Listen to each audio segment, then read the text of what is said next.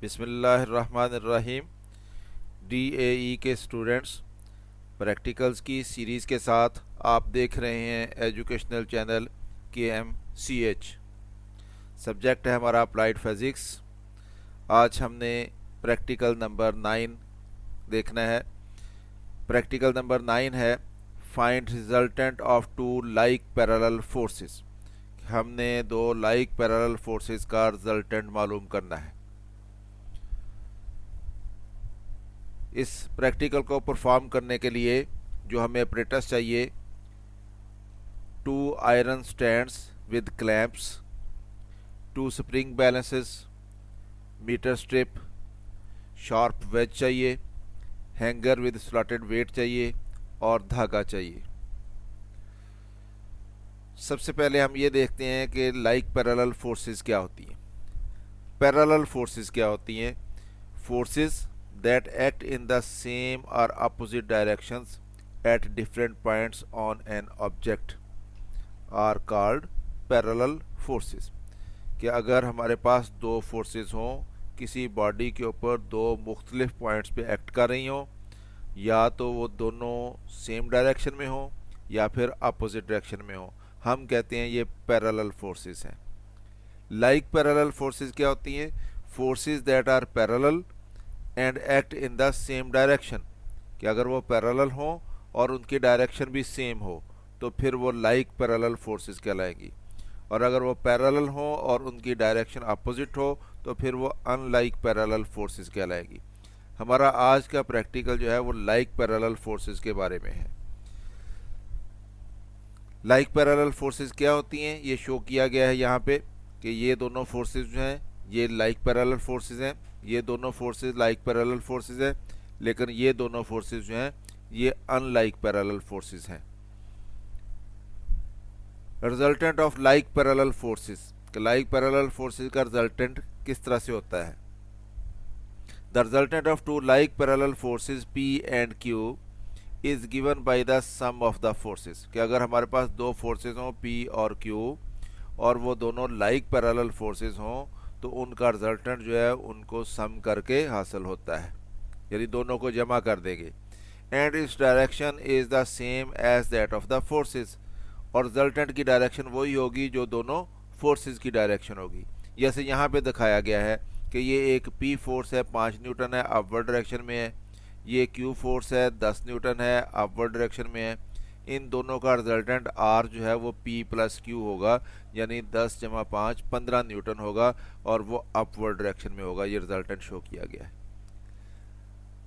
Resultant जो है उसका हमने मालूम करना है कि पॉइंट ऑफ एप्लीकेशन जो है वो कहाँ पे होगा। किसी बॉडी के ऊपर दो पैरेलल फोर्सेस एक्ट कर रही हों, हम उनका रिजल्टेंट जो है वो उनको सम करके हासिल कर लेंगे, और उनकी डायरेक्शन वही होगी जो दोनों फोर्सेस की डायरेक्शन होगी। लेकिन सवाल ये रह जाता है कि जो रिजल्टेंट होगा उसका पॉइंट ऑफ एप्लीकेशन कहाँ पे होगा, वो कहाँ पे एक्ट करेगा रिजल्टेंट।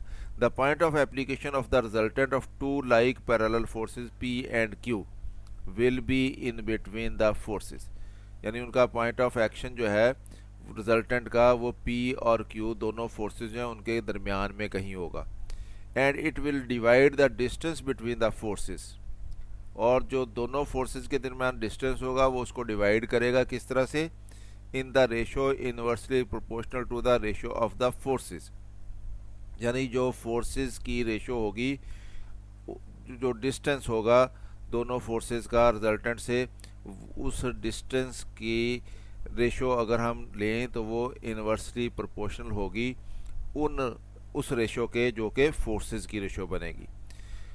इस तरह से ये एक बॉडी है, इसके ऊपर दो फोर्सेस एक्ट कर रही हैं। एक A पॉइंट पे एक्ट कर रही है जो कि 5 न्यूटन है, एक B पॉइंट पे एक्ट कर रही है जो कि 10 न्यूटन है, और इन दोनों का रिजल्टेंट इन दोनों को सम करके हासिल होगा, यानी R is equal to P plus Q होगा। 10 जमा 5 15 न्यूटन, और ये कहाँ पे एक्ट करेगी? दोनों फोर्सेस के दरमियान में, यहाँ पे। इस तरह से कि जो ये डिस्टेंस है दोनों फोर्सेस के दरमियान जो कि 30 सेंटीमीटर है, ये इसको दो हिस्सों में इस तरह से डिवाइड करेगी कि जो इन दोनों फोर्सेस की रेशो बनेगी इस डिस्टेंस की रेशो उसके इन्वर्स होगी। यानी यहाँ पे Q जो है वो 10 है और P जो है वो 5 न्यूटन है। तो ये 2:1 की रेशो बनती है। इस तरह से ये जो डिस्टेंस बनेगा रिजल्टेंट का P से और रिजल्टेंट का Q से, ये भी 2:1 की रेशो से बनेगा। लेकिन इधर फोर्स जो है वो डबल है तो इधर डिस्टेंस डबल होगा। इधर फोर्स जो है उसकी रेशो 1 है तो इधर डिस्टेंस की रेशो 1 होगी। यानी Q ओवर P ये बनता है 10/5 यानी 2 बनता है। तो ये डिस्टेंस जो है AG और BG ये 20/10 ये भी 2 बनेगा। तो इस तरह से ये रेशो बराबर होती है। हमने आज जो प्रैक्टिकल परफॉर्म करना है उसमें यही साबित करना है कि रिजल्टेंट जो है वो दोनों के सम के बराबर होता है, दोनों फोर्सेस के, और उसकी रेशो जो है वो डिस्टेंस जो होते हैं दोनों के रिजल्टेंट से उनकी उसके इन्वर्सली प्रोपोर्शनल रेशो होती है। किस तरह से साबित करेंगे? प्रोसीजर हमारा अब हम प्रैक्टिकल परफॉर्म करते हैं। Balance a metre strip on a sharp wedge and find its centre of gravity. ये एक शार्प वेज दिखाया गया है, इसके ऊपर इस मीटर को आप बैलेंस करें और जब ये बैलेंस हो जाए तो इसका सेंटर ऑफ ग्रेविटी नोट करें। सेंटर ऑफ ग्रेविटी वो पॉइंट होता है जिस पे किसी बॉडी का सारा वेट एक्ट कर रहा होता है और वहाँ पे वो बॉडी जो है वो बैलेंस होती है। तो ये शार्प वेज के ऊपर इस मीटर रॉड को बैलेंस किया गया है और यहाँ पे इसका सेंटर ऑफ ग्रेविटी है, इसको हम नोट करेंगे। ये दिखाया गया है, ये सेंटर ऑफ ग्रेविटी यहाँ पे ये 49.2 पे आता है। तो ये 49.2 सेंटीमीटर जो है ये सेंटर ऑफ ग्रेविटी हमने नोट कर लिया मीटर स्ट्रिप का। ये हमारा पहला स्टेप था कि हमने इसका सेंटर ऑफ ग्रेविटी नोट करना है। सेकंड में अब हम दो स्प्रिंग बैलेंस लेंगे। एक को आप कह लें स्प्रिंग बैलेंस S1 है, दूसरे को कह लें स्प्रिंग बैलेंस S2 है। इन दोनों स्प्रिंग बैलेंस को चेक करें कि इनमें ज़ीरो एरर तो नहीं है। अगर ज़ीरो एरर है तो उसको नोट करें। हमारे पास ये जो स्प्रिंग बैलेंस दोनों यूज़ हो रहे हैं इसमें ये देखें ये पॉइंटर जो है वो ज़ीरो पे है, तो इसका मतलब ये कि इसमें एरर नहीं है। तो हम कहेंगे zero error is equal to zero है S1 स्प्रिंग बैलेंस में। और फिर हमें करेक्शन भी नहीं करनी पड़ेगी क्योंकि एरर नहीं है, तो ज़ीरो करेक्शन भी ज़ीरो होगी। दूसरा स्प्रिंग बैलेंस जो है S2, इसमें भी आप देखें कि पॉइंटर जो है वो ज़ीरो पे है, इसमें भी एरर नहीं है, तो हम कहेंगे zero error is equal to zero. तो ज़ीरो करेक्शन जो है ये भी ज़ीरो होगी। तो हमने दोनों स्प्रिंग बैलेंस की ज़ीरो एरर नोट करनी है और ज़ीरो करेक्शन नोट करनी है। कितनी करनी पड़ेगी हमें? तो ये हमारा सेकंड स्टेप हो गया। थर्ड स्टेप में अब आप दोनों स्प्रिंग बैलेंस जो हैं इनको ये आयरन स्टैंड जो हैं इनके साथ ये दोनों स्प्रिंग बैलेंस जो है उनको हैंग करने ही इस तरह से कि ये एक स्टैंड के साथ एक स्प्रिंग बैलेंस हैंग कर दिया और दूसरे स्टैंड के साथ दूसरा स्प्रिंग बैलेंस जो है वो हैंग कर दिया हमने इस तरह से जैसे दिखाया गया है। अब हमने इन दोनों स्प्रिंग बैलेंस को ये स्टैंड के साथ हैंग किया गया था। स्प्रिंग बैलेंस S1 है, ये स्प्रिंग बैलेंस S2 है।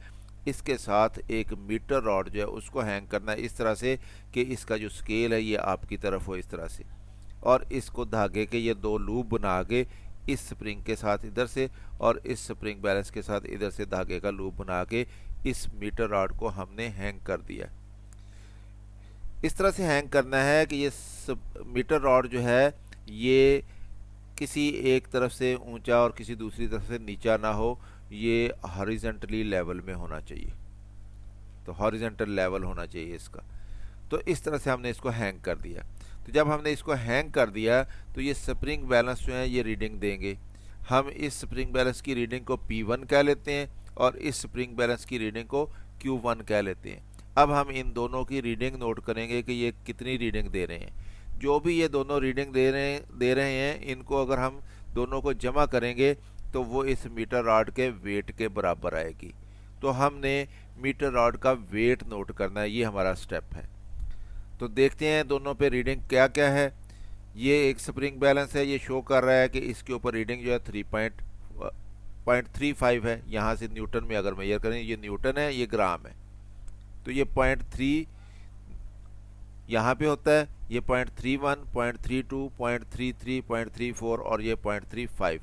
तो P1 की वैल्यू 0.35 है। इसी तरह से यहाँ पे भी आप देखें ये 0.3, 0.31, 0.32, 0.33, 0.34 और ये 0.35 ये रीडिंग दे रहे हैं दोनों। तो दोनों की रीडिंग को जमा करेंगे तो मीटर रॉड का वेट आएगा जिसको हमने W1 कह लिया। तो weight of metre strip is equal to W1 is equal to P1 plus Q1, यानी 0.35 newton plus 0.35 newton is equal to 0.70 newton. तो ये हमने मीटर स्ट्रिप जो है उसका वेट मालूम कर लिया, ये हमारा स्टेप कंप्लीट हो गया।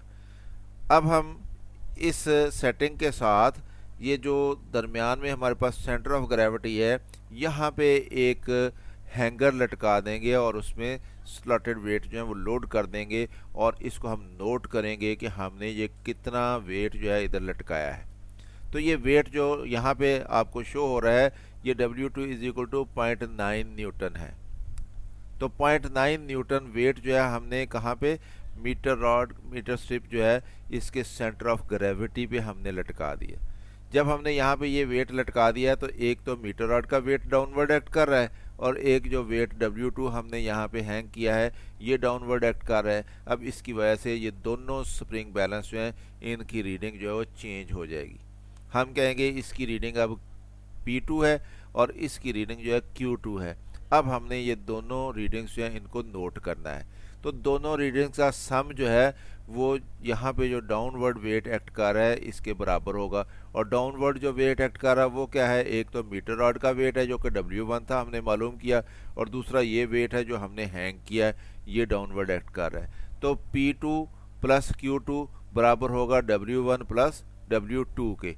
तो देखते हैं कितना रीडिंग है। तो यहाँ पे आप देखें रीडिंग कितनी है, 0.81 रीडिंग दे रहा है ये इस वक्त ये स्प्रिंग बैलेंस जो है वो S1, और इसको हमने क्या कहना है, P2 कहना है। तो ये है 0.81 न्यूटन।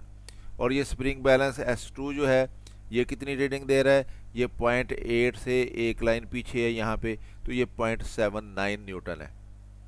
तो Q2 जो है वो 0.79 न्यूटन हो गया। इन दोनों को सम करेंगे P2 प्लस Q2, तो ये 0.81 न्यूटन प्लस 0.79 न्यूटन ये बराबर आ जाता है 1.60 न्यूटन। तो ये बराबर होना चाहिए जो मीटर रॉड का अपना वेट है डाउनवर्ड एक्ट कर रहा है और जो वेट हमने उसके साथ हैंग किया है W2, यानी इस तरह से W1 प्लस W2 कितना है, W1 जो है वो मीटर रॉड का वेट था वो 0.70 था, और जो हमने हैंग किया W2 वो 0.9 है। तो दोनों का सम कितना बनता है 1.60, और P2 प्लस Q2 का सम कितना बनता है वो भी 0.160। तो ये अपवर्ड फोर्सेस और डाउनवर्ड फोर्सेस जो है वो बराबर आ गई। तो अब हमने ये देख लिया कि P2 और Q2 का सम जो है वो W1 और W2 के सम के बराबर है। तो इसका मतलब ये हुआ कि ये दोनों फोर्सेस में P2 और Q2 ये अपवर्ड एक्ट कर रही हैं और ये दोनों पैरेलल फोर्सेस हैं और दोनों लाइक पैरेलल फोर्सेस हैं, और इनका सम बराबर आ गया W1 और W2 के। तो इसका मतलब ये है कि इनका रिजल्टेंट जो है वो W1 प्लस W2 के बराबर है, और W1 और W2 के अपोजिट डायरेक्शन में वहाँ पे एक्ट करेगा जहाँ पे ये W1 और W2 एक्ट कर रहे हैं, यानी सेंटर ऑफ ग्रेविटी पे। तो अब हमने तीनों फोर्सेस जो हैं इनकी पोजीशन नोट करनी है कि किस किस पोजीशन पे ये फोर्सेस जो एक्ट कर रही हैं।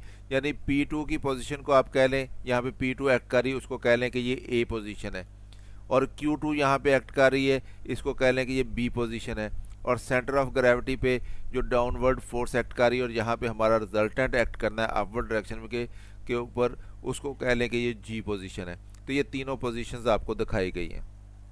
ये A की पोजीशन जो है यानी P2 फोर्स की पोजीशन ये 10.1 सेंटीमीटर है ये, और जो सेंटर ऑफ ग्रेविटी था हमारा वो 49.2 है, और जो B पोजीशन है यानी Q2 की वो 88, ये 88 है, ये 88.5 की लाइन, और ये 80.6 और ये 88.7 पे एक्ट कर रहा है यहाँ पे।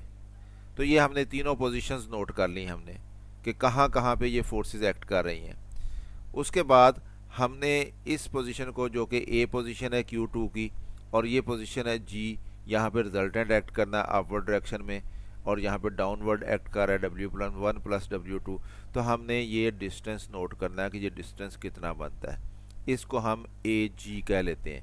ये G में से A को माइनस करके हासिल होगा, यानी AG is equal to G की पोजीशन क्या है 49.2 और A की पोजीशन क्या है 10.1, तो इनका डिफरेंस आ गया 39.1। तो ये AG जो है 39.1 सेंटीमीटर बनता है।